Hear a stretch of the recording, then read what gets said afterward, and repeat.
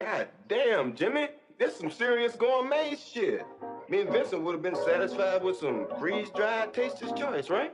And he brings this serious gourmet shit on. What flavor is this?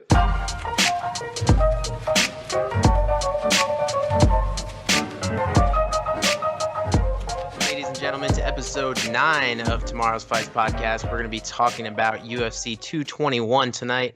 I'm your host, as always, Matthew Catalano. And with me today, my co-host, the man in the white room, Matt Smith. How you doing, buddy? What's going on? I'm doing good. It's been a while. Nice.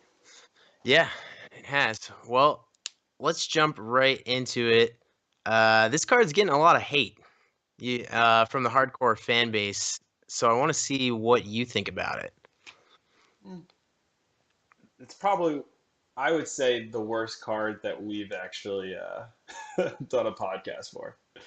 You think the worst pay-per-view, the weakest one? I think would this agree could with be that. the weakest one. I do like Luke Rockhold, but everything else though, it just looks weak. This is not gonna Yes, sell, dude. A lot of people are not gonna know, even the people on the main card. So that's true. I mean, I put pay-per-views into like 3 categories. You have the tier 1, which is like the super pay-per-views, and that's the one we had with GSP, uh, John Jones, Daniel Cormier, Joanna. I mean, there's 3 title fights. Like everything on the card is great, and I'd say those come up like once or twice a year. Then you have your tier 2 pay-per-views. This is what I would expect to see as like a normal pay-per-view, what I'd be comfortable spending, 50 or $60 for. That's where you got a title fight headlining. You have a co-main event that is for a number 1 contender, something very important that moves the division along. And then the rest of your 3 fights on the pay-per-view have to be meaningful fights that progress the division. Not filler fights, not fun yeah. fights. You know what I mean? And so with UFC 221, we have the title fight. This is a real main event. So I'm really excited for the main event between Romero and Rockhold. But then you have a co-main that could be like a fight night But headliner. there's like not really any for the belt. Well, like it is for the interim belt. Yeah, I but mean, I like mean, what does that mean anymore? I don't So know. It's weak. I'll, It's weak. I'll, Let's just I'll agree say that's this. weak. I'll say objectively, before I did the research, I thought this was a bad card. And after I did the research, I still think it's a bad card, but I'm more personally excited for it. Okay. All right. So, anyways, let's jump right into the prelims. Quick disclaimer, in the interest of time, we're not going to go over every single prelim, but we will cover 3 topics. We're each going to go over our most intriguing prelim fight. We're going to go over our breakout fighter of the prelims. That's somebody who's on a win streak with another big win, could become something special. And then we'll do our pink slip fighter of the card, who on the pay-per-view is at risk of getting cut with a loss. So let's start with, what are you most excited for on the prelims? What's jumping out Dude. to you? I was kind of hoping we wouldn't go over the prelims. I did not do my homework. I'm not gonna lie on the prelims, dude. Well, the prelims are not exactly uh, star-studded. So let me tell you, though, one thing I am looking forward to is Husiar Formiga versus Ben Wen. And Ben Wen, he's a fellow Redditor, which I think is pretty cool. So he's pretty active on the r/MMA subreddit. He's on like a 3 or 4 fight win streak. He's on a 2 fight win streak at flyweight, but in the UFC, he's 4-1, with his only loss being from Louis Smoko when he was on that run. So he's fighting Husier Formiga, who was the perennial number 1 pound for pound flyweight before the UFC adopted that division. He was the 125-pound champ of Tachi Palace Fighting, which was kind of like a feeder league to the UFC. Formiga, he's like the one guy at flyweight that has never fought Mighty Mouse, and he's always been, 1 or 2 wins away. Now he's kind of like he's like a gatekeeper to the top 5. So Ben Wen's trying to get there, and he's got some pretty exciting grappling, but Formiga's a black belt, so I'm excited for that fight. Um, Just doing a quick like overview of all these fights on the undercard.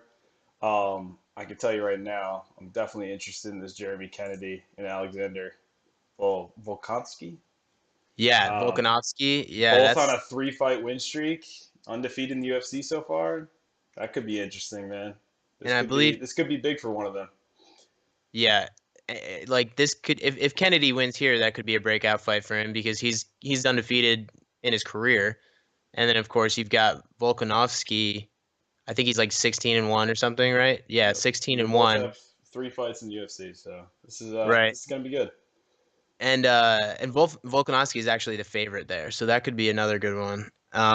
I mean, either of those guys could be your breakout fighter of the year, or breakout fighter on the prelims. But mine is going to Israel Adesanya, and I'm not sure if I'm pronouncing that right, but get this: he's debuting in the UFC at middleweight, and if you check this guy out, he's 11-0, but he's 65-5 in kickboxing, and he's still ranked. He's still ranked as the number Badass. 6 middleweight in the world in kickboxing. So, like, if he can bring any of that success over into mixed martial arts, which I mean, it looks like he has so far, at least on the regional circuit, then he's going to be just, a scintillating fighter to watch. And you imagine But the is he going striking against prowess of him. Rob Wilkinson? Do you know if he's a wrestler or not? It says he's. I don't know. He's got one loss here in the Rob UFC. Wilkinson, I gotta be honest, I don't know that much about him. I mean, he only has one fight in the UFC, and he got TKO'd by CR Barhazada, who's a successful middleweight. There's nothing wrong with that, but I don't know. If you look at Winkleson, he's got a lot of submission wins, so that's a little, So that's something that he's gonna have to look out for. yeah, exactly. That's a little I, concerning. I love the bio for UFC for Israel. Uh, What does it say? he says he's creative and open-minded. Dude, it reads like a dating website. The profiles they write for these guys, like works really hard, has a good heart, open minded. I'm trying to know if he's a good fighter, not like swipe left or right on Tinder. All right, well, let's move on. I'm excited for that, and both of those fights are on Fox Sports 1 on the prelims, so not the worst prelim card. The Fight Pass leaving a little something to be desired, but that moves right into our pink slip fighter of the night, and my boy Ross Pearson is hurting for a win. Ross Pearson, if he does lose this fight, that'll be 5 in a row for him. 5 losses in a row. He's what? He's 1-6 in his last 6. Damn. Alternating win losses all the way back to, He's been around for a while, right? yeah, for a long time. He won Shit. the Ultimate Fighter like a long, long time ago, maybe in 2010. 2009, He yeah. The last time he was on a win streak was against Ryan Couture in 2013. So it's been 5 years since he's had a win streak.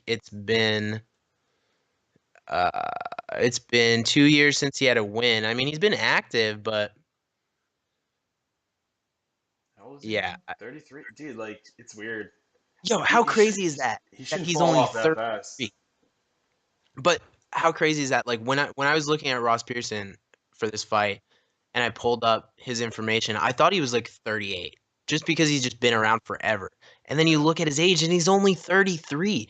It's kind of like Shogun, who's only 35, but you really think he's like 42, you know? And it's just like they've been around forever. They got a lot of miles on them. I mean, I remember when Ross Pearson was like 11-3, and he made this was in 2010, so 8 years ago, and he made that famous statement where he was like, I have better boxing than BJ Penn, when BJ Penn was on top of the world, like knocking out Diego Sanchez and everything, and people were like so pissed. Dude, it's so weird. I was actually just typing in Diego Sanchez when you said that.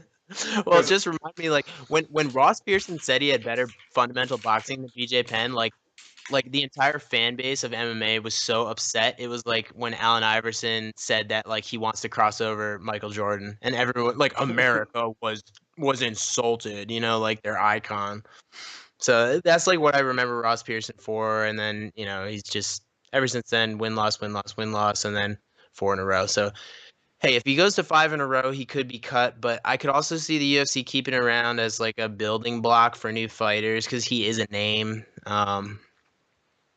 But at this point, you got to wonder what Ross Pearson has left in the tank.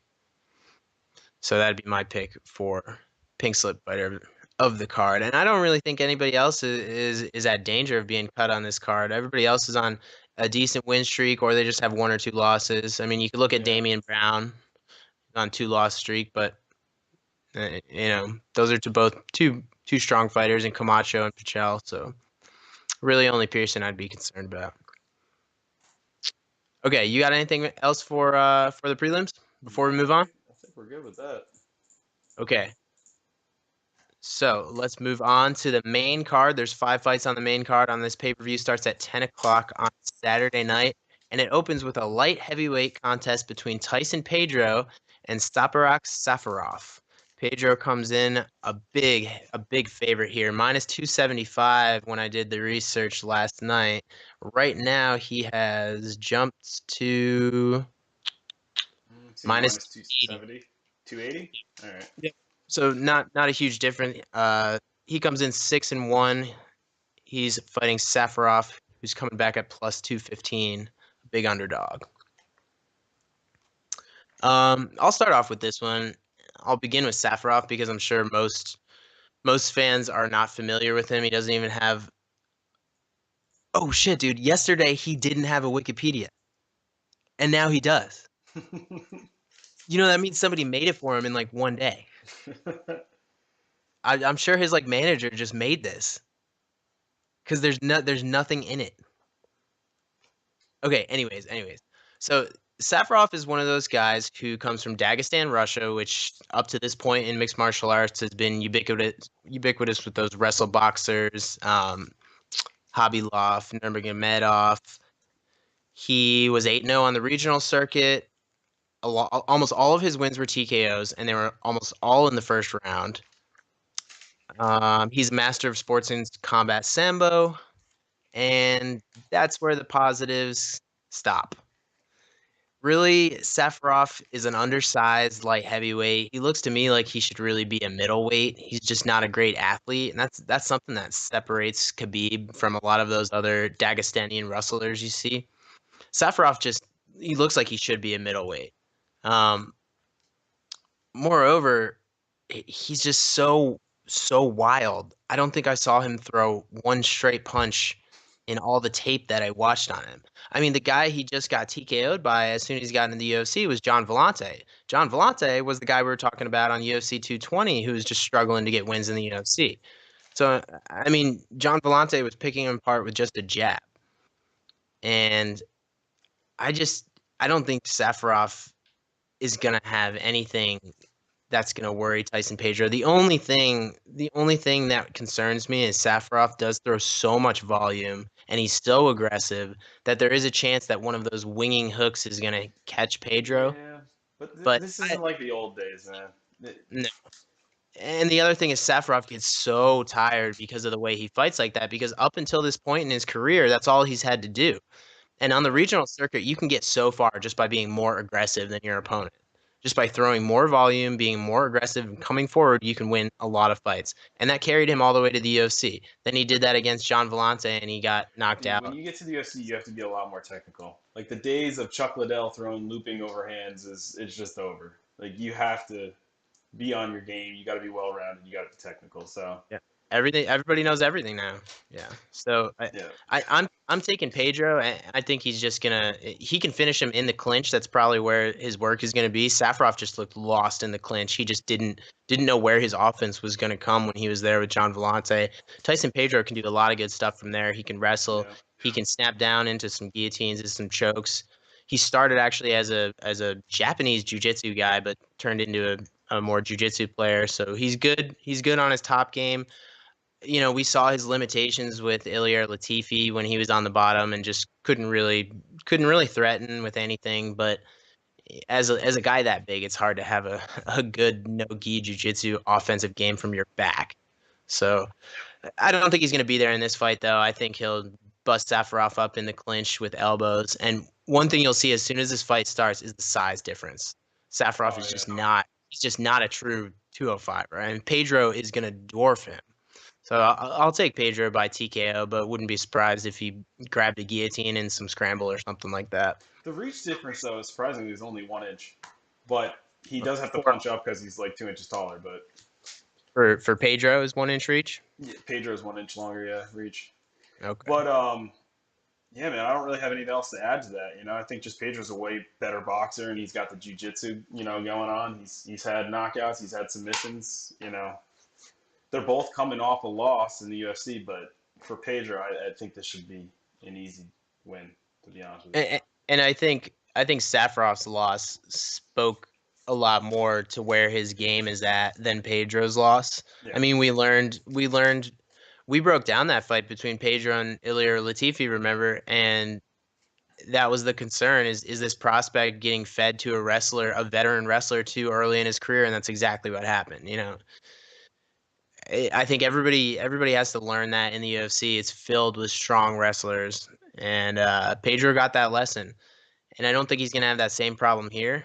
So we might not even see him adapt to anything that you would want to see from the Latifi fight, but I don't think he's going to have to. I think this is kind of a build and back up fight for Pedro. I agree. All right, so you're picking Pedro as well? Yep. I think that's pretty unanimous. He's one of the bigger favorites on the main card. Okay, moving on in the welterweight division, man, this is kind of what I'm talking about. Like these first 3 fights, these are not pay-per-view caliber fights. What do you mean? Like they're kind of like one guy is like a really well-rounded, decent fighter, and they're kind of just throwing like a newbie in or somebody that like doesn't have a good record against them. Yeah, I would say that about the Pedro Safarov fight, and I would say that about even the Askar Tuivasa fight, but I kind of like this fight. All right, so let's get into it. Welterweight Jake Matthews versus Ling Jialiang. What do you think about this one? You start. Well, let me look at my notes here. Lee, actually, dude, the guy's kind of amazing. He's got really good wrestling and jiu-jitsu. He's got a 4-win streak in the UFC right now. He's definitely the China's favorite. only hope, baby. Actually, he's got even 4 knockouts, it looks like. So yeah, this guy's legit. I feel like if he's gonna take down somebody, Jake Matthews ain't gonna have nothing for him. So the only thing about this fight that I worry is like if you're picking Ling Jialiang here, then you have to convince yourself that he's gonna stop the relentless wrestling game of Jake Matthews. And You think Lee doesn't have good wrestling? He's got okay wrestling, but he's been put on his back before. Okay. I mean, that's not where he wants to fight. You know what I mean? He wants to slug it out with you, and he hits hard. But Jake Matthews, man, he does not fuck around in there. He knows what he wants to do, and he wrestles kind of like chain wrestles like Chael Sonnen. I mean, in his last win against oh god, who was it? Who did Matthews fight last? Bojan. He took a split decision win over somebody. Bojan Velikovic. Yeah. So in that fight, I mean, the bell rang and he was right across the cage, double leg to the cage, moving to a single leg, moving to a trip. Once that gets defended, moves back to the single leg. He was working for like 3 minutes until he got those takedowns. But once he got it, I mean, he's winning rounds with that. He's a black belt in jiu-jitsu, so he's using his top game. He's using his grappling.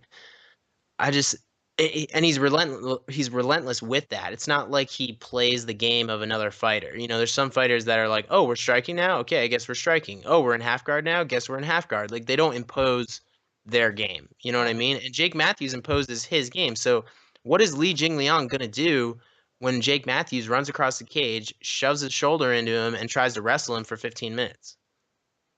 I hear what you're saying, and I agree that he has really good takedowns. But I don't think he's consistent. Yeah. That's He's issue. also super young, man. I mean, So he's like 23. in this case, I'm going to pick Lee all day just because he's been looking pretty decent his last 4 fights. He's been looking great. You know, and actually 3 out of the last 4, it looks like, are round 2 were round 1 knockouts. 1 was a round 2 knockout or TKO. So he's looking pretty good.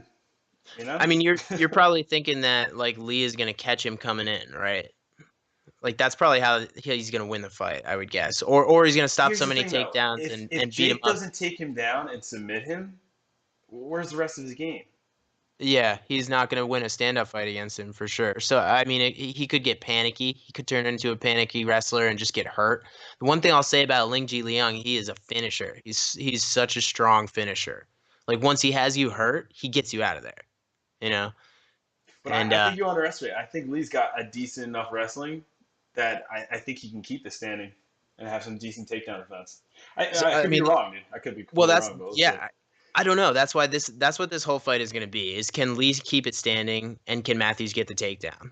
You know, that's the question that's going to be answered on Saturday. And you think he can keep it standing? I don't think so. I think Matthews gets it to the ground and Dude, he's pretty dirty at takedowns, though. probably wins an ugly decision, to be honest. Like, I think this fight is unfortunately this fight's either going to So you suck think and this is Matthews going to be wins. like he's just going to wrestle, hold him Yeah, to a finish? yeah. I hate a fight like this. It's just okay at a high caliber level, like when it's like two guys like at the top, title on the line. You know, it comes down to strength and just who's gonna wear out the other person. That's completely fine. But for this shit, I don't want to see it on the undercard. Yeah. Well, this is the pay-per-view too. Maybe it's an undercard caliber fight, but you're going to be paying money for it. Pay-per-view fight. I know. That's why, like, I look. I love Matthews and Jingliang is on a good winning streak, but this is not a pay-per-view fight, and this is why people are pissed about this card because you're getting the hardcore fans that are dishing out $65 every time for the pay-per-view, and like they're not getting dealt a quality product right now. Too many cards, saturated market. There's so many fighters that Dude, aren't promoted. do you remember back in the day though? Like it was just we still had UFC like once a month, but I feel like they're pumping out like Fox Sports 1 and like just all these different events. Like maybe we just need to tone it down and focus on just making the pay-per-views better and maybe adding more fights to the pay-per-views. Well, how You about know what I adding mean? better quality fights to the pay-per-views and having less fight And cards where in are all general? these people at the top? I feel like after they fight, they're like, oh, I'm taking a year off. I'm up here. Well, there's that problem because Conor And McGregor everybody's started. injured. Everybody's injured. Yeah, everybody's injured. But McGregor started that problem because he knew what he was worth. He was the first fighter that understood like he had leverage. You know, even GSP didn't really understand that back Yeah, then. but Like, it's going to get to a point where Dana and the whole organization is going to be like, yo, if you don't fight in this time limit, I don't care how much you're worth. See ya. yeah, and we'll get to some of that stuff later in the rumors section. But Ooh, anyways, all we right. can talk about this all day. I'm taking Matthews by a boring decision. He 29-28. He wins 2 rounds, gets beat up a little bit. Your prediction for Jing Liang? How's he gonna win? I say knockout. Screw it. Let's I make it I think interesting. Hopefully it happens. I think if he wins, I think it will be a knockout. Maybe catches Matthews with a lead hook coming in. He pumps those lead left hooks like it's his jab. And I mean that's one thing I really like about him and his finishing ability. But I digress. Let's move on to These the next two guys I don't heavyweights. really know much about, to be honest with Okay, you. so sorry, I forgot to read the odds for that fight. Ling Jiliang is a minus 205 favorite, and Jake Matthews comes back at a plus 165 underdog. That actually surprises me a little bit, but I mean, You Jake know what it Liang's is on a though? good streak. It's the win streak, dude. That's why Yeah. people are choosing them. Yep. Might be worth It's a look. Okay. consistency too. That's part of the reason I'm choosing them. Yeah. So Yeah. Matthews has struggled a little bit, and plus he's been bounced around between lightweight and welterweight. Okay, moving on to the first heavyweight fight on the pay-per-view. We have Tai Tuivasa versus Cyril Askar. Tai Tuivasa comes in at minus 310, damn. fighting Cyril Askar plus 240. Yeah, big favorite with I You mean, see how I feel like these are like imbalanced fights? Just the odds are showing it. yeah, but those odds for Tuivasa are all because of his last fight. I mean, we'll get to that, but let me just give some background on these guys because, like you said, they are relatively unknown. Tai Tuivasa is actually Mark Hunt's primary training partner. Um, and here's a quick little tidbit: he's Tyson Pedro's son-in-law. So sorry, brother-in-law. My bad. So Tyson Pedro is on the same card. Mark Hunt's on the same card. Clearly, they've just loaded this up with Australians because it's in Perth, Australia. So Tai Tuivasa comes in at 6-0. He actually has a boxing background too. He's a professional boxer, 5-2 in that. He's never been finished.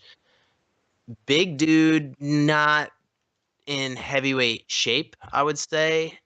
But he weighs in at the limit at 265, and he's got surprisingly tight boxing and kicks. Like he strikes, his combinations flow more elegantly than you think should be happening when you look at a guy of his stature.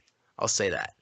Um, Anyways, he's fighting Cyril Askar, who it does kind of feel like they're bringing in to lose to build up to Tuivasa. Cyril Askar he's one of those like regional heavyweights who's doing well enough to get into the UFC, and then he's just floated around at the bottom of the UFC, fighting on the Fight Pass prelims on like Chinese cards at 3 a.m, and no one's ever seen him fight.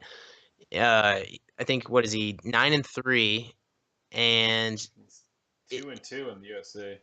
right, not terrible, but I mean, some of the guys he's beat, like, have you ever heard of them? I mean, like, I know who they are, but um, the thing about Cyril Askar is he's from France, and I think they say he's a brown belt in jiu-jitsu. Yeah, so he's from France, and he does most of his damage striking, but he comes in the UFC and gets blown apart by Jared Cannonier, and then he mixes it up a little bit with Dmitry Smolyakov, gets gets blown apart on the feet again by Walt Harris, and then submits Yao Zhang Hu, who's not a UFC caliber fighter, and you can't even click on his Wikipedia page.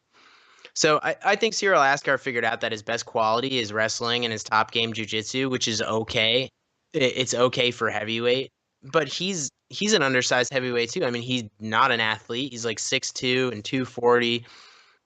Just looks like one of those guys where if he got in a little better shape, he could easily make 205, and that's why he's getting muscled around by these bigger guys. So, like, the question for me for this fight is just like, can Cyril Askar get the takedown safely before getting hurt badly by Tai Tuivasa? I mean, that's what this fight is going to be about. So, you know what's really interesting? When I do my little research before I look at like who I'm gonna look at the odds, I should say, but I'm gonna pick a fighter before I look at the odds. Let's put it that way, right? Yeah, your initial thought. My initial thought, and I'm actually still going with it. I'm gonna go with Askar, and I'll tell you why, dude. I think if he gets the takedown, just like the other fight, he might be able to just wrestle to a win, or he gets knocked out. Those are the two options. I can't argue with that. I mean, you know what's the funniest fight? Like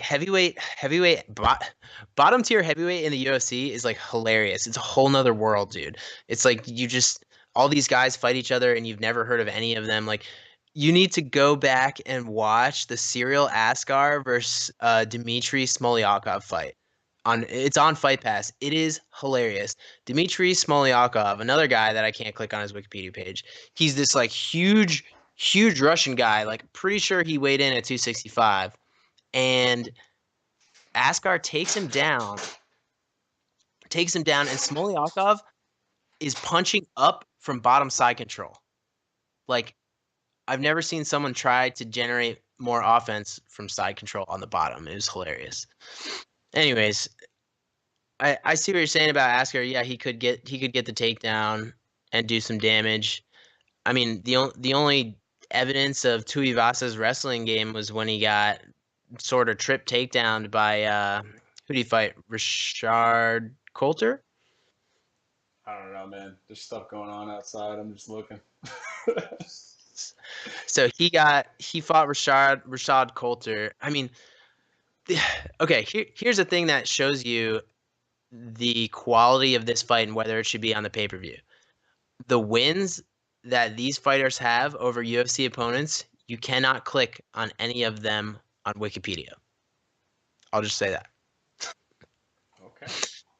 Anyways, so I think. But obviously, Tuivasa he's a brawler, dude. So Yeah, we know what he wants to do, and we know Askar's been knocked out twice in the UFC so far. So in the first round. Yeah. So, but he's also taken down people much larger than him and Yeah. out-grappled them to TKO victories, though. Yeah, so I'm going with my initial instinct before I looked at the odds and before I really got down and gritty with watching the videos and stuff. I'm gonna go with Asker.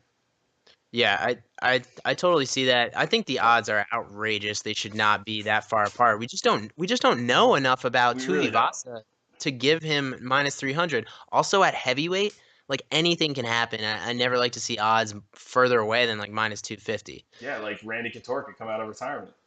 Yeah, right.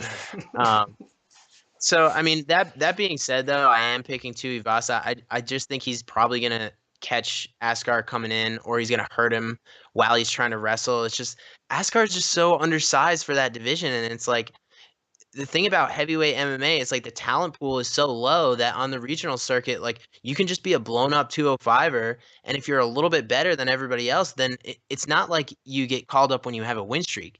You get called up if you're winning, and then you run out of people to fight on the heavyweight regional circuit. Like there is no one there. The talent is not there. How tall was And Fedor?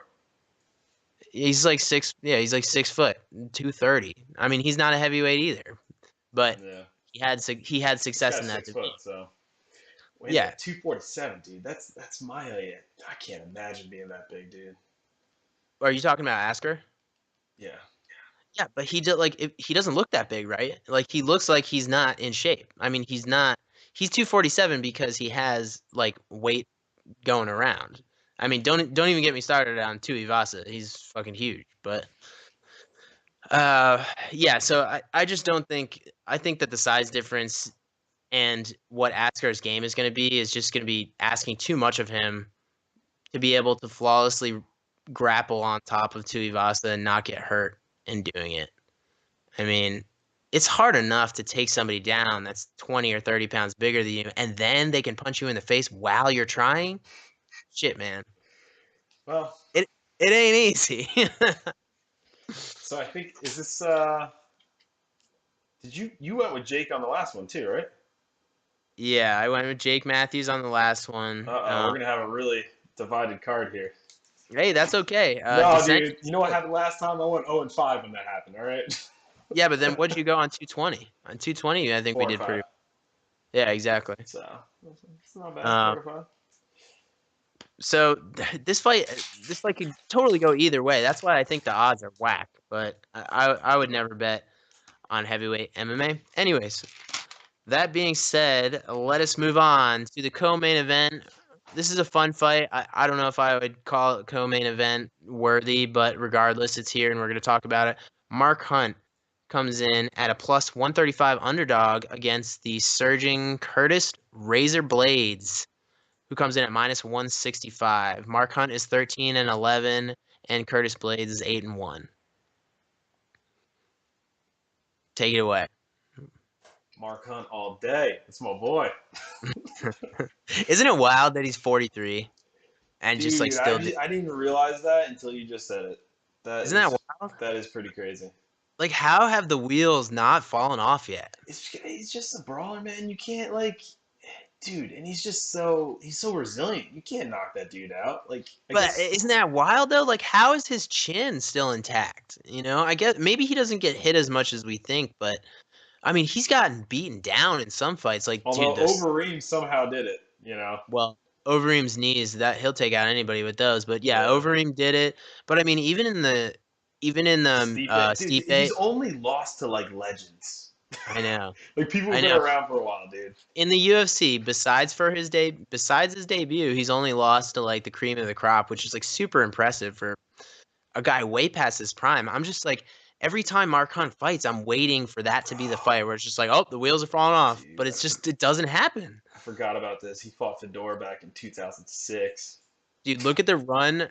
That is an absolute gauntlet that Mark Hunt had to do in Pride. Look, this is who he fought. Josh Barnett, Fedor Emelianenko, Alistair Overeem, back to back to back. Dude. Yeah, it's bad. I mean, he went from a 5-fight win streak to a 6-fight loss streak. And then they brought him to the UFC because they had to honor his contract when they bought Pride. Mm-hmm. And so he was 5-7 after the McCorkle straight armbar, that's probably his worst loss. And the UFC offered to pay him off and just say, look, we'll just pay off the rest of your contract, and how about you don't fight? And he was like, nah, I'm gonna earn that shit. And then he rattles off like 4 straight wins over pretty decent opponents. And He's just a legend. He's like the best. I hate to use the word stepping stone, but he's like exactly what you need in a division. Just you mean a like best game? badass dude. Like you need to get through him to get to the top. That's a Yeah. hard feat. Would you call Mark Hunt a gatekeeper? No, I think he's a little bit better than that. no, he is better than that, but you still have to make your way through him. Yeah. And that is such a tough job, dude. Yeah. Especially if you're, a young guy like Curtis Blaydes. This is not going to be an easy fight Like for him. I consider gatekeepers and like people near the bottom of like a top list, maybe like 10th, 12th, around there. This man Yeah. is he just kills it, dude. But I guess maybe his biggest downfall is he's not really consistent, obviously, over the years. And Yeah. he hasn't got it together to get like to the top. But man, he's just a boss, dude. I think I see him winning this fight all day. I'm just, be honest with you, I'm not too impressed with Curtis Blaydes. I don't know why everybody seems to be, but I'm just not. Well, Curtis Blaydes, his last 2 fights left some things to be desired. Okay, so just to give some background on Curtis Blaydes. Obviously, he's a great wrestler. He was an NCAA champion, I believe, Division 1. Or sorry, no, he was JUCO, which is it's just a different division, but it could be comparable to 1, 2, or Division 3. So he's 8-1, and his only loss is to Francis Ngannou, and that was when they were both debuting, I believe. Man, I hate when the UFC does that. I hate when they put prospects against prospects. But that aside, even in that Ngannou fight, dude, like the only reason it was stopped was because the doctor stopped it. Curtis Blaydes he's got a chin on him, man. So he's at least got that going for the Mark Hunt fight. So yeah, his last two fights, the Alexei Olenek fight, he was destroying him, and it was a super weird, like, did I get kicked in the face while my knee was down type of thing. And they ended up ruling it a TKO because they like reviewed the footage and it wasn't a foul, but Olenek said he couldn't fight, so they ruled it a TKO win for Curtis Blaydes. So it was really messy, but it was the right call, and he was kicking his ass anyways, so good for that. Before then, his fight against Daniel Omielanchuk, this is what gave people pause and kind of tapped the brakes on the Curtis Blaydes hype train. The thing about this fight was Curtis Blaydes is traditionally like a double leg guy. That's his favorite takedown. Like, just because you're a great wrestler doesn't mean that you're great at every piece of wrestling. You can be a great defensive wrestler. You can be a guy who specializes in single legs or high crotch or arm drags or double legs. Very rarely do they do it all. How often have you seen Daniel Cormier shoot a double leg? Never. That's just not his game. Anyways, Curtis Blaydes' game is the double leg. But in order to be effective with that wrestling game, you have to hope that your opponent has the right foot forward. So if you're a right-handed fighter, you'll wrestle with your right foot forward, and you'll be able to shoot a double leg on someone else with their right foot forward. If you're fighting an orthodox fighter, that's going to really fuck your game up, and you're going to have to switch to single legs. They call it a lead double and a strong side single. So obviously, Curtis Blaydes is not a great single leg artist, but that's what Omielanchuk was giving him. So that's why that fight looked so terrible. I think he went like 1 for 12 or something on his takedowns, like something awful, and it was just a really ugly fight. One of those fights where people were just waiting for it to be over. And Blaydes still won it with his hands, but you could tell that he didn't really believe in them enough. I will say, though, I don't think Curtis Blaydes is going to be striking a lot in this fight at all. Obviously, that would probably not be a good game plan against Mark Hunt. Mark Hunt knocks people out, so no. The last time that Mark Hunt fought a strong, powerful, aggressive wrestler who specialized in double leg takedowns, he lost to a juiced up Brock Lesnar. So my question is, when I look at this fight, is why can't Curtis Blaydes do the same thing that Brock Lesnar did to Mark Hunt? Because he's not juiced up. So I think that Curtis Blaydes can replicate this fight. Like I would not be surprised if Mark Hunt blows the doors off him when he's coming in with one of those walk-off uppercut KOs. You know, he's just like synonymous with those Mortal Kombat style knockouts. Let's take the Brock Lesnar element out of this though, real quick. His takedown defense, like, is not bad though. In a No, lot it's of his not. fights. It is so much better than it used to be. It is so much better than it used to be. He actually like has improved so much for a guy that's already like at the tail end of his career. Like I got hats off to the guy for still giving a shit at improving. You know what I mean? He's not just showing up for the paycheck. Like he thinks he can win. He thinks he can get a title shot. He thinks he can get the belt. Like great. He's putting the work in. So I mean, you love to see that. I just think that one of it only takes one fight where you look old and then it's over. And we haven't seen that from Mark Hunt yet. I don't know if it's going to be this one, And but he fights a lot too. He's doing 2 fights a year at least. I just don't think that he's going to be able to stop the aggression of Blaydes. And Blaydes is so much bigger than him, just in frame, you know. And I think Yeah, but you I can think say we're that going to about see. a lot of his fights though. Yeah, I know, but those are strikers in those fights. But I just think I think Blaydes is coming up, and I think we're gonna see a frustrated Mark Hunt on the bottom. I totally could be wrong, but for some reason, that's that's just this image I have in my head that I can't get out. And one of the big parts is because Blaydes has such a good chin, which is going to be huge for this fight because he's going to take damage at some point. And even in the Ngannou fight, he was wrestling through those blitzes before the doctor stopped it. So. I mean I'm taking Blaydes. I'm It's taking gonna Hunt. be close. But yeah, I'm taking Blaydes to One of wrestle us his way is to gonna fail decision. miserably on this card. Yeah, a lot of dissension here. You know, this just made me think, you know what fight I really want to see now would be Ngannou Mark Hunt. How That'd be about that? badass. What if Mark Hunt loses this, they could do a little loser versus loser fight there. Hell, if Mark Hunt wins, they could have him Why? fight Yeah, why Ngannou not? I would say more likely if he won. because Ngannou just came off the title fight. Yeah. I just don't like putting fighters coming off a loss Boy, against did he fighters look coming. fucking tired, by the way. Shit. Like, you knew, like, if it went more than a couple rounds, that man was not ready. Yeah. Man, in Dude, those first 3 minutes, though, I thought Stipe was going to die. You know? dude, but that's all you need to do is just, you need to survive the first round. If you do that. Yeah. And Stipe knew that. He did just enough to survive, and then he was on cruise control for the rest of the fight. Bro, and he used his own weight to just, oh my God. It was kind of a perfect Sap him. strategy. That's the Yeah. only time it's acceptable is in a title fight like that. Because remember, GSP used to do a lot of wrestling stuff, and people used to say, oh, he just wrestled a victory and stuff. Dude, Yeah. you're allowed to do that because you're outsmarting your opponent at a title fight level. You can't Well, and do it, though. there's no margin for error at that level either, you Exactly. know? So you It's need like, to do what you need to do to win. It's yeah. basically what it Yeah. takes.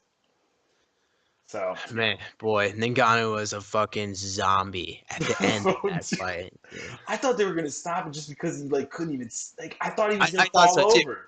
I thought we were gonna see a TKO from a exhaustion, like stopped on the stool. You know what I mean? Yeah. Or them just throwing in the towel and saying "fuck it, Yeah. we're done over here." Well, but then again, like Stipe wasn't even generating enough offense for the ref to want to stop it. Like he was like he was just brutally just all that pressure like against the cage. You know, Yeah. like those wrestle rides that he had him in. I mean, he was just Dude, making it. sometimes it looked like he gave him room and he just couldn't get up. He was done, dude. Going Yeah. into like that third, he was just done. That was My God, yeah. I mean, he had some brilliant wrestling in that fight too, to be able to get all those shots off on Ngannou. You know. Okay, well, speaking of great wrestling, let us move on to the main event. Now, this is what I'm really hyped for. This is gonna a be fucking crazy. great fight. We have Yoel Romero, who comes in actually at a plus 120 underdog against Luke Rockhold, who is the minus 150 favorite, so very, very close odds, basically a pick'em. This fight is for the interim UFC middleweight championship while Robert Whittaker is hurt. And I know who you're picking. uh, I'm just gonna put that out there right now. Can I say it? Okay, who? You're going with Romero because of wrestling. So Am I right? You love wrestlers. I know you do. And I think that's probably the best discipline you can have in the UFC. I agree. But I'm picking Romero, but it's not because he's just a wrestler. I'm picking Romero because I don't know what version of Luke Rockhold we're gonna get, and that is true. I don't trust that he's gonna be the same guy that we saw before the injury and before the Michael Bisping knockout. And that was so long ago. Like if you told me that we would get the Rockhold who beat up Chris Weidman, I would pick him. But I don't believe that we're getting that version of Luke Rockhold. And there's no data to tell me that it's true. He looked terrible to me in his Dave Branch fight. And I don't believe that he's the same fighter. I don't know if he's not confident in his knee healing or he's just never really had the boxing game we thought he did. I mean, his defensive boxing is awful. Luckily, that's probably not going to be the downfall of him against Romero, but it's certainly not a good quality for Luke moving forward. So, I mean, you're telling me that Luke Rockhold is going to kick his way to a decision against Romero, who would just love to catch one of those kicks and throw him on his head? Like, I mean, Rockhold just looked lost against Dave Branch in the stand-up, and when Branch turned on the aggression, I I just think Rockhold might be getting old, man. I'm not sure what it is. I think he might be falling apart a little bit. But I don't know. Before we really dig into it, what are you thinking? Who are you I'm picking? hoping we're gonna see the old Rockhold. The Weidman That Rockhold, the Jacare yeah, Rockhold. that's what I'm hoping to see, dude. Maybe he's gonna be there, maybe he won't. But I'm willing to take a chance, so that's why I'm picking him actually this fight. I think So he's like, like he's a skilled. He's just well rounded. He's a skilled fighter. I just think that sometimes, man, maybe he just I don't know what it is. Maybe he's not training hard enough, or he doesn't have his head in the game. And you can see that recently. But when he was like at the top, he was looking good, like real good. So if we get that version of Luke Rockhold, I think it'll be enough. yeah, I mean, if we got that version of Luke Rockhold, and I Because was assured that he would show up. Like I would pick him. Weidman was a beast. Yeah. Well, and he beat Weidman with his top game grappling, dude. Rockhold's top game grappling is probably the most ferocious and brutal at middleweight. I mean, when he gets on top of you, you're done. You Mm-hmm. are done. Well, It we doesn't probably matter. won't see that in this fight, though. Well, so that's the thing. That's what I'm going to get to next. Like, are we really going to see him on top of Romero? Probably not, unless Romero gets hurt or really, really Well, tired, Rocco's right? got dirty submissions, man, too. It's just, you know, it But see, really if you comes told down me, to how rocked does he get in this fight.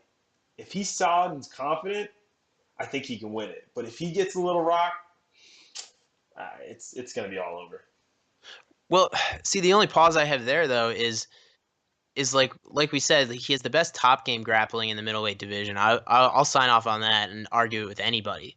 I mean, even when he was getting blasted by Dave Branch on the feet, and he just looked like, oh my god, I forgot how to fight MMA. And then when he finally got the takedown, he was like, oh yeah, I remember now.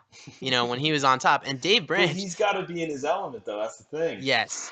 But and even in that finish, dude, Dave Branches is a legit Henzo Gracie black belt, and when he was mounted by Luke Rockhold, he was just like, I'm done.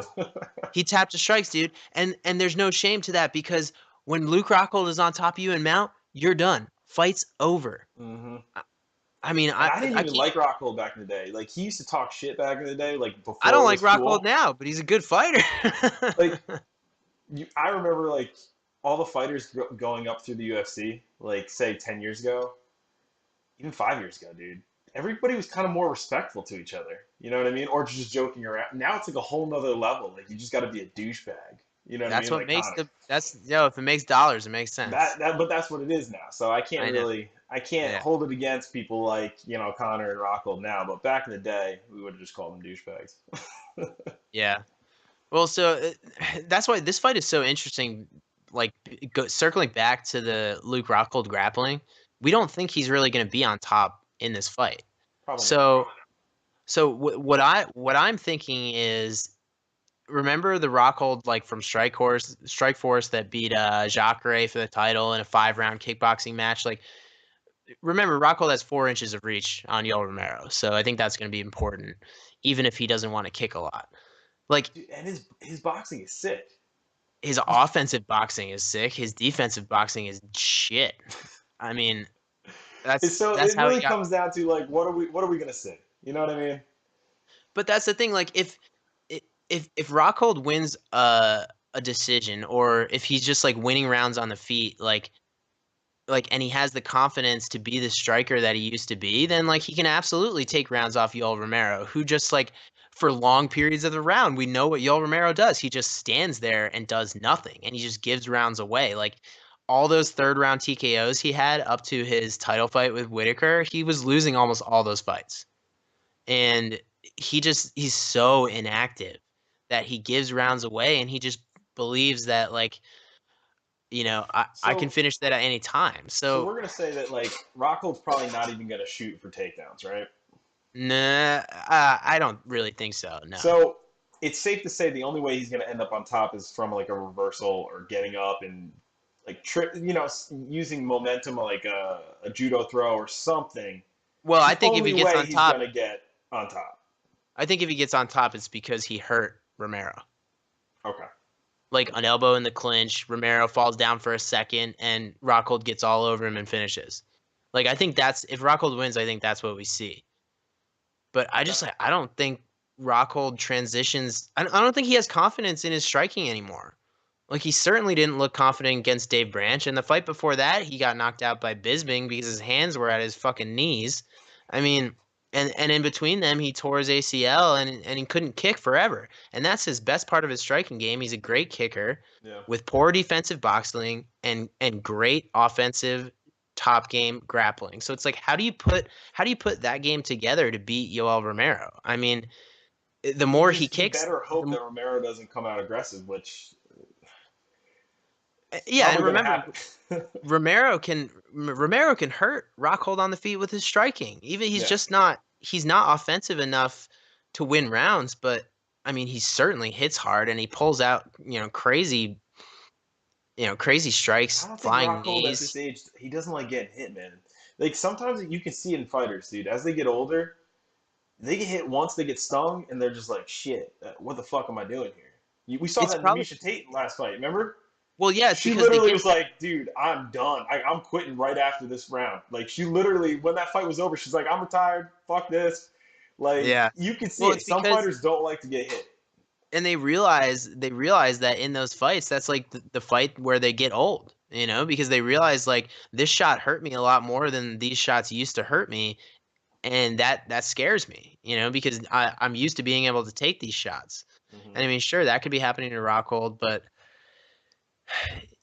all this being said, okay, like if Romero does win, what does it look like? And I think it looks like aggression in the clinch and getting takedowns, and I think aggression in the clinch is where Rockhold is going to struggle.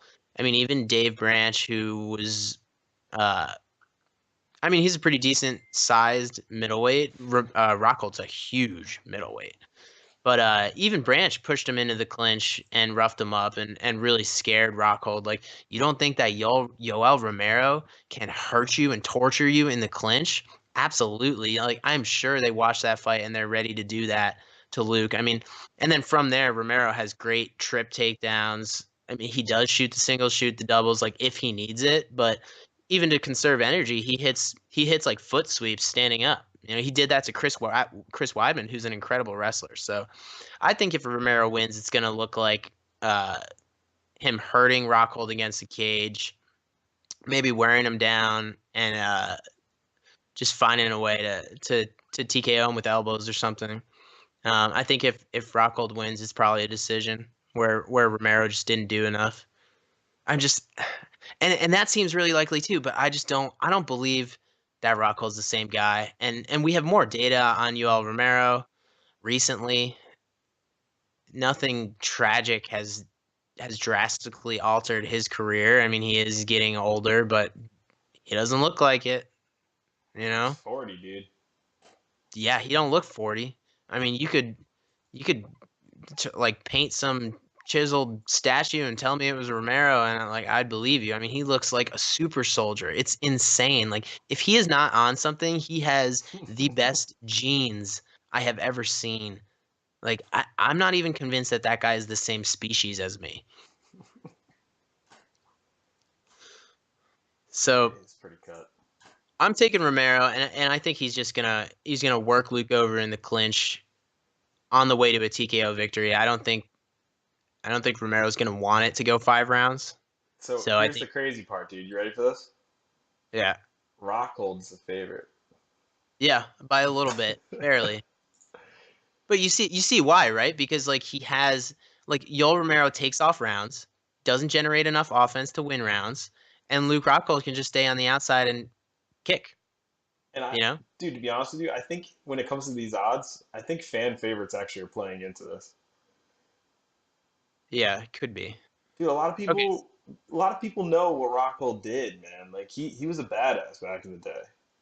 And to Yeah. dethrone Weidman and stuff, like he did some big things, man. So I think people remember that. Yeah, I think they do. I just haven't seen that version of Rockhold in so long, and I just don't believe that it's gonna happen. It's been 3 years since that Weidman fight. It's just true. I don't. But I'm still going with Rockhold. Last time I Yeah. went with pretty much the same thing, dude. We deferred on 4 things. I went 0-5, so this is gonna be an interesting card. Well, so how do you think Rockhold is gonna win on points then? Um, I don't know, man. I could really see this going either way. I mean, Romero's never been finished except for his like fourth fight or fifth fight when he was still a prospect in Strikeforce. He got knocked out by Calvacante, but other than that, he's Rockhold's only never gonna been finish finished. this if he's on top, and I just don't see that happening. So he's just gonna win by points probably, and just hopefully edge out 3 rounds. That's I mean, it could look like the Whitaker fight. Like, why can't Rockhold do what Whitaker did, right? But I just I don't believe that Luke Rockhold is as consistent as he used to be, and I mean, I just think he's gonna get hurt. I just think he's gonna get hurt and hurt bad and finish. tell you what, man. And yeah, If he does get hit with something that he doesn't like, you will see a man yeah, that he'll doesn't crumble. want to be in that ring. Yeah, he crumbles a little bit. Yeah. Yeah, I think it is a confidence thing, but anyways, Well, that's gonna be a great fight. I'm super super excited for that. I mean, that makes the whole pay per view worth it for me. And like we said, is it a bad pay per view? Yeah. After doing the research, is it still a bad pay per view? Yes, but I'm more excited for it personally. So there is that. Okay, you got any more thoughts on the main card before we move on to listener mail and rumors? let's move on, I guess. All right. So we've got some questions to address here. Uh-oh. Alex from Seattle writes in, how is Luke Rockhold's guard? I know he has great top game jiu-jitsu, but is he going to be on his back against Romero? Yeah, that's a great question because we almost never see Luke Rockhold's guard. Yeah. And yeah, he's won some jiu-jitsu tournaments like at purple and blue belt, which uh, it's hard to figure out whether that means anything. But I'm trying to think, have we ever seen Rockhold on his back for a significant amount of time? Not even in the Chris Weidman fight. Like in all his losses, he's been finished on the feet. Vitor Belfort, he was finished on the feet. Michael Bisping knocked him out when his hands were down. Um, I don't think we've ever seen him on his back. Maybe very briefly with maybe the Jacare and Tim Kennedy fights in Strikeforce, but like he's never had to like work from a closed guard from his back. You know what I mean? Yeah, I So got I don't think that's there. Like I also don't think he's gonna. Romero is a really tough guy to generate offense from your guard against. So even if Luke Rockhold has something special there, I don't think it's going to be enough to turn the tide when it's in that position. If that answers that question. Okay, Mike from Orlando writes in, over or under on the pay-per-view sales for this, 150,000. All right, did we get the numbers for the last one? Uh, Let's answer that real quick before we answer that question. So on UFC 220, we said that it would do. Did we say better or worse than 300,000? I think we said worse. I think. The buy rate is not announced yet. No. No, it's okay. No. 150,000 though. That's really low, dude. Yeah, I think it's gonna be higher than that. Yeah, I could say that too. That is pretty low. I mean, I think if like all the hardcore fans buy it, it's still more than 150. You know. Yeah. I hope. You get that's so low. Like, why would they even do it if it was like gonna be that low? You know. I mean, they're still gonna I think they still turn a profit there. I mean, anything above 200,000 is considered a success due to the amount of shows they run. You know, like 12 pay-per-views a year, one a month. Okay. Felipe from San Francisco writes in, has Luke fought an explosive wrestler like Romero before? How does Chris Weidman compare? I would say Chris Weidman is not as explosive as Romero. And not the same caliber wrestler. Romero is, I guess we didn't really talk about this, but just as some background on Yoel Romero to give some context, I'm pretty sure I'm correct in saying this. He's the most decorated wrestler that has ever fought in the UFC, and I'm gonna exclude like Mark Kerr and Mark Coleman, but even them, I mean, Yoel Romero, he is. I thought he was a gold medalist from the Olympics. Well, he has at least a silver, but then he's got tons of medals, and he's got wins over Cale Sanderson, who's considered one of the best freestyle wrestlers ever. Yoel Romero is absolutely the most decorated wrestler, and moreover from that, I think he's the best athlete, just hands down, that we've seen fight in the UFC. Like just fast twitch, like freak of nature athlete. Like I'm not even saying okay, he's 40, so he's not that athlete anymore. I'm saying like Yoel Romero as an entity, as a human, like he is just incredibly fast, athletic, explosive.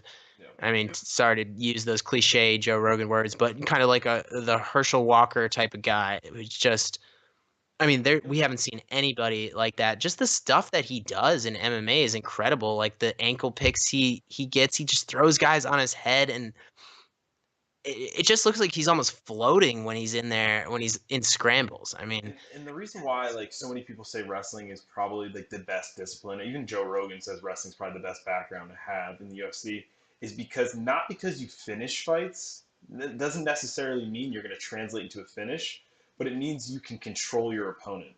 And having control of your opponent, you can literally, as we've seen in plenty of fights, lay on the person and control them and win. So that's why wrestling is such a big thing to have in your toolbox. You know what I mean? yeah, no, I totally agree. And coming from a jiu-jitsu player myself, like I still agree that wrestling is the best background you can have, basis you can have for fighting. So yeah, I would say that Yoel Romero, first of all, Luke has never fought an explosive wrestler like Yoel Romero. I would also say Chris Weidman doesn't really compare. His wrestling is more like a technical single leg guy. He just doesn't have that explosion that Romero does. So that's going to be something new for Luke to deal with. Okay, second part of this question. Are we going to see a walk-off KO from Mark Hunt here? I hope so.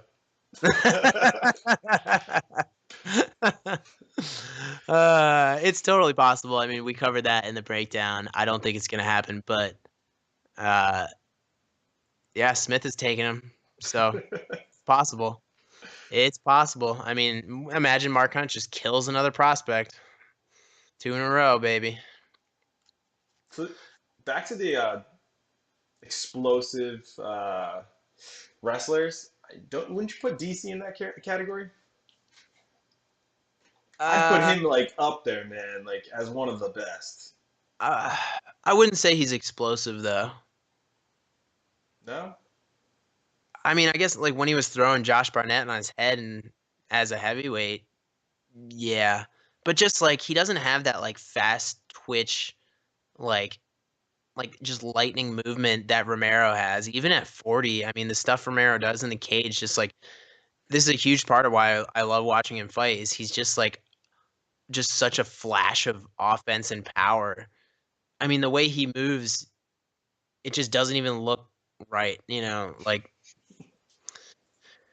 there's just no way you can prepare for a guy that's that athletic because they don't really exist. I mean, and that's why Romero had such a successful wrestling career, and he's had a successful mixed martial arts career even at the age of 40. He's about to be 41. So, yeah, I would say Luke has never We're fought someone starting to like see a him. theme across the board. I don't know if you noticed. But you What? got a lot of wrestlers making their way. Either they're at the top or they're damn near close right now. Yeah. So, tells you something. All right. Well, that basically wraps up UFC 221. We're going to end with our final segment, the rumors segment. Ooh.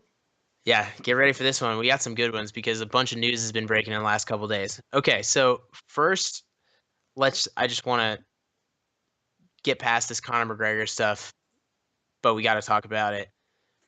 Rumor is that with the Ferguson Nurmagomedov fight signed for UFC 223, that the UFC will strip Conor McGregor right after the fight happens at the post-fight press conference. Now, here's the thing. A lot of people are saying, like, well, why don't they strip him now?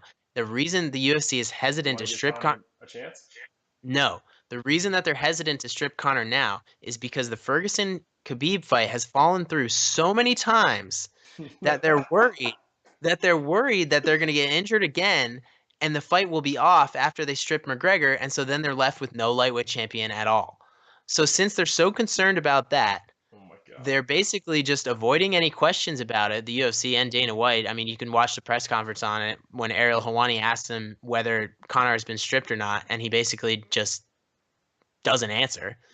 But that's the rumor, is that they're going to strip Conor only after the fight happens, and it'll be announced directly after the fight, like at the press conference.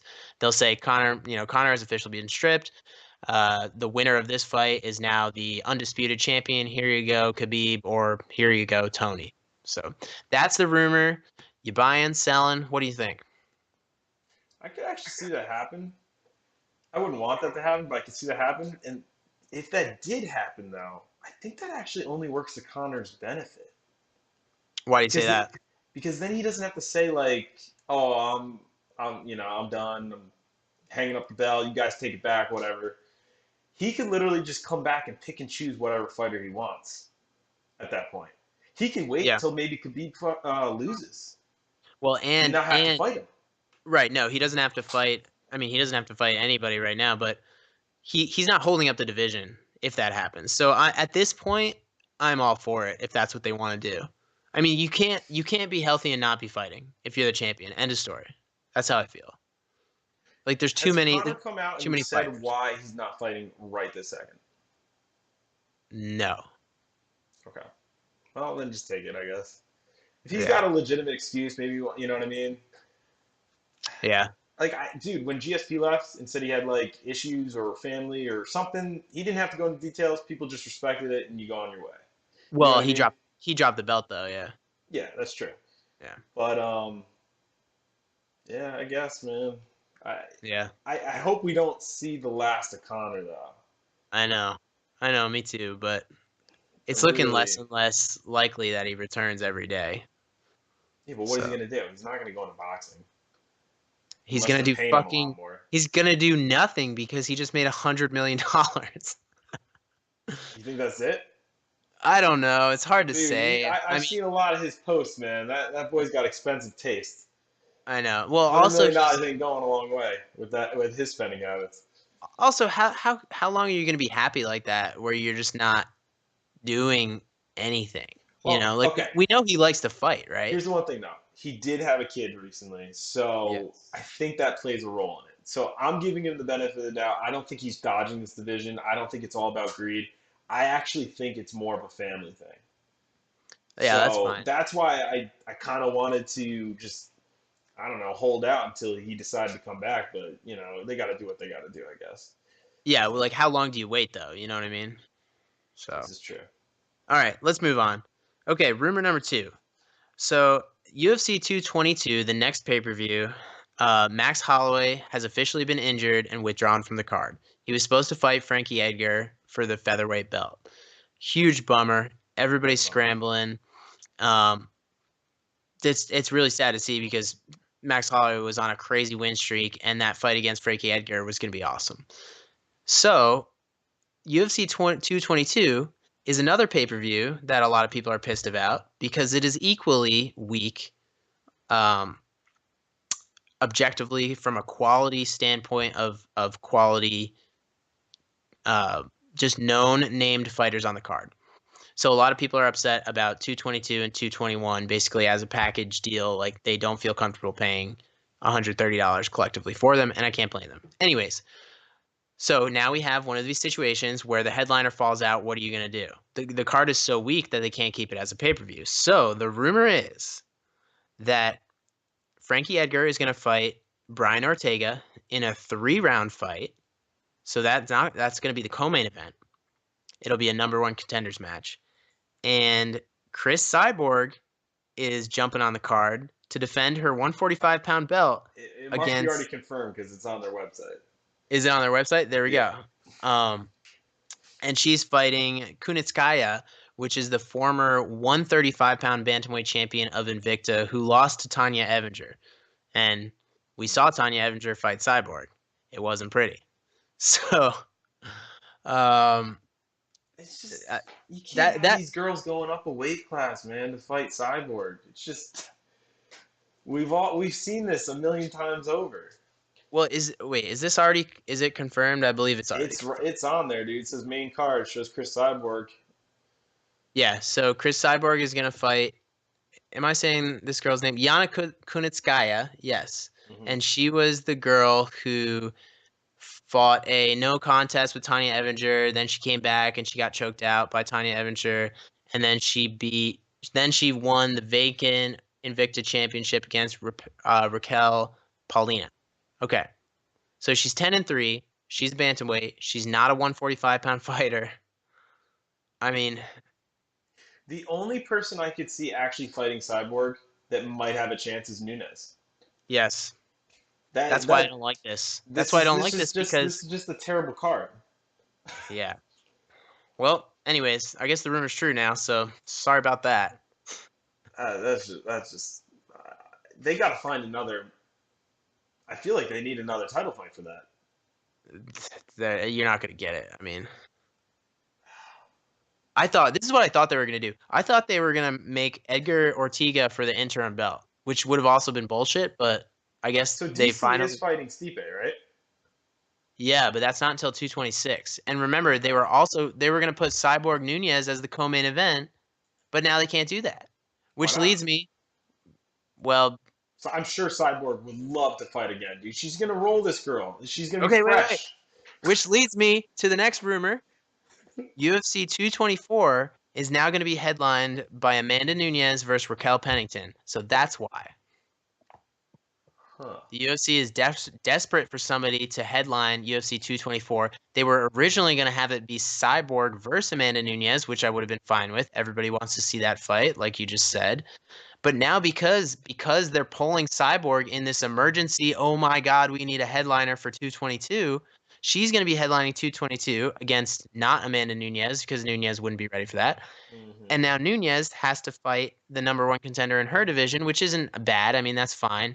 But damn, I was so excited for the Nunes Cyborg fight, and we're not getting it now, and I'm going to cry till Christmas till I get it. That's how I feel Hmm. about it. I kind of like that fight though. Which one? Nunes Pennington. Yeah, I do, but I hate the Cyborg fight. Huh. Have they ever fought before? I don't think they have.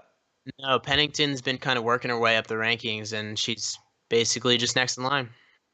Damn, dude. That actually sounds pretty good. If that goes through, I'm happy with that. I'd rather see that than I think Nunes fight Cyborg. Really? Yeah, dude. Because, dude, I don't care about Cyborg's made-up division, dude. Nobody cares about it.